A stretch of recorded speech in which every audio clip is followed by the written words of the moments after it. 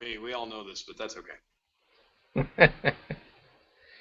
Well, I'm Tom with the Vending Business Show, and I'm here with Larry Towner, and we're playing about finding the best refurbished vending machine equipment, and um, I'm trying to find that. I've seen some from other dealers, and I need some input on how to make this decision.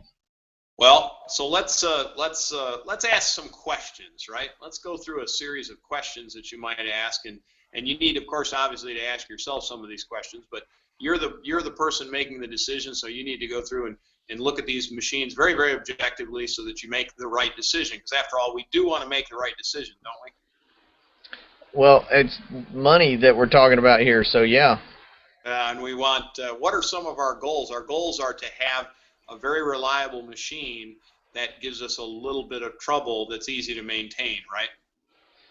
Yeah, and yeah, exactly. It's going to last a long time, and customers are going to be happy with it. Perfect. So let's go through. So these are some of the questions. First off, there's your question, part of your questions right there. So Tom, do you have a piece of paper handy? Because you know I like you to take notes. All right, I'll jot these down, and I want it to look brand new. Yep. So there's the first thing. Let's talk about appearance. You want the machine to look really good, right? You want it to look brand new. Here's what you need to look for, just to kind of give you an idea. Is the machine painted? Okay, and how can you tell how it was painted? Does it have some texture to it, or is it nice and smooth? For most people today, we see things. I always like to use the auto body shop, right? If you take your car down to the auto body shop, they do what's called an automotive finish, and it comes out and it looks really nice most of the time, right? Provided they did what they're supposed to do. So I like to apply that same set of standards to the vending pieces of equipment. Is it done nice and smooth? Did they sand it beforehand? Did they put body filler in it? Did they make the machine look really good before they just slapped a coat of paint on it? Did they just paint over the dents? Uh, that's a question. So what does the machine actually look like? That's one thing. When you get to the front of the machine, what do the trim strips look like? Are the trim strips new? Are they the old trim strips that were there, or are they replacement trim strips where they've done something different? So those are some of the questions. Glass, right? Glass is a big part of the vending machine. Is the glass scratch free and is it clean?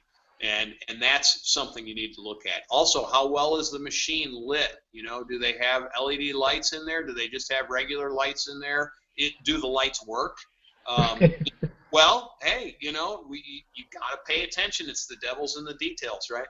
So you Right. have that. What do the spirals look like? What do the trays look like? What's that machine look like? Does it just look like it was a machine that was slapped a coat of paint on the outside and sold as being refurbished, or is it actually, has it any work actually been done to it?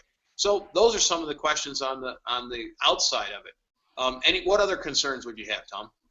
Well, obviously the functionality, it's got to work perfectly. It needs to work perfectly, doesn't it? Yeah, because you're going in business to do what? Make money, right? So and you're taking people's money too. We don't like to say that in the vending business, but you're actually taking people's money and returning product for their money. So there's a difference in refurbishment. If you go and you actually take the machine completely apart, you take all the parts out of it, you do an actual inspection on it, it's amazing what you can find. You can find little places where the wires have been chafed, or maybe an animal's gotten in there and chewed on them. Mice like insulation, by the way, and they'll chew on the wires a little bit, and it can cause you some intermittent problems that you might not be able to have picked off if you didn't know it. Trust me, I can tell you, because I've done it 100 times. Not necessarily mice, but there's a certain brand of machine out there that it tends to pull wires out if you don't load the trays in and out properly, and it's really a simple fix, but it's very, very annoying when you go to use a particular column and it doesn't work. So has the machine been taken apart and inspected?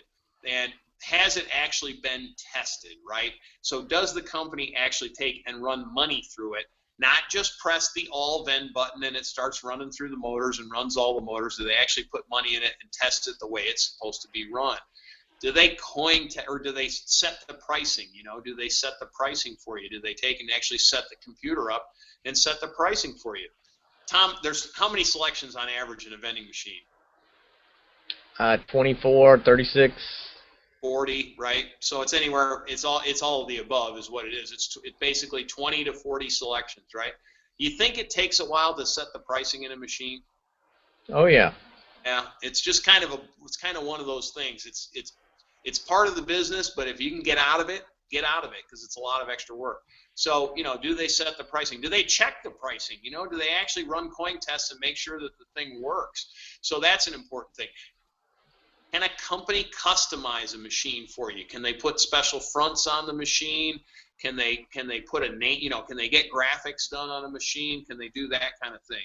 What other options can they put on? Tom, today, right? I mean, what's happening in the marketplace today? Are we going to a cashless society? Does everybody want to use their credit card? Sure. Well, do they have the ability to put on a cashless payment system? Vending machines really are modular systems. You can take and put parts on it and change the way the machine works by adding certain parts. Card readers, for example. If you don't know what a card reader is, it takes a credit card. Anyway, you can add those in. Most of them fit in where a validator used to fit in. So can they do that? Do they have the technical expertise to do that? Tom, was there anything else that was important? You had mentioned something to me about somebody being having recourse, right? Yeah, like if a problem exists, like when I receive the machine after it's been shipped, and what if there's an issue or a problem when I get it? Oh, you mean it's not a taillight warranty?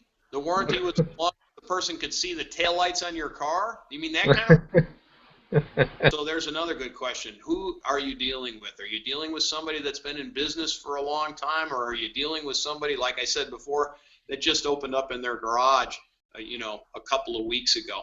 Here's another thing you need to think about. Are these people solution-oriented, meaning do they have any kind of special products that might make a machine more valuable? Something like maybe a plastic side that's easy to clean, or a plastic front that's really easy to clean, and maybe it's impact or dent resistant, something like that. Do they have anything special that they put on the machine? These guys, inadvertently, they become your business partner, whether you want them to be or not, and their reputation lends a lot to their, if they've been in business a long time and they know the business, it's really going to help you when you go to make a decision to purchase a piece of refurbished equipment. Mm-hmm. Excellent points there. Of course, we're also revealing basically the A&M equipment sales refurbishment process here with some of these questions. So, well, and to be honest, that's where it's all come from. I bought a lot of equipment from A&M Equipment Sales, and I can tell you that the refurbishment process that they've developed is really beyond compare. And they will stand behind their equipment. They do a lot of customization. They put polycarbonate panels on your machines, which are dent and impact resistant, and they're very, very easy to use, and they clean up easily, and these are all things that are very important. So you've been watching the Vending Business Show, a publication of A&M Equipment Sales.